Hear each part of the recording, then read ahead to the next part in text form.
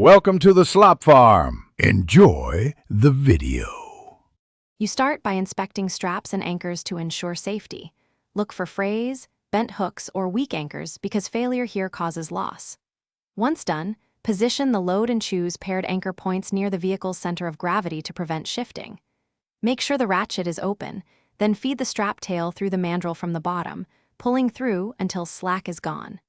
This sets you up to tension without twists and gives consistent bite when you begin ratcheting.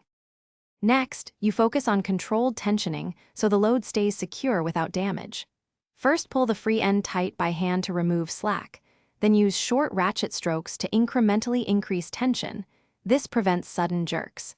If using multiple straps, alternate tightening between straps to balance pressure across the load and avoid twisting. Make sure to pad any sharp edges where the strap contacts the load. This preserves webbing integrity and maintains clamping force. Once the tension feels firm, stop and inspect alignment. Finally, you lock the ratchet by fully closing the handle until it seats. This prevents accidental release.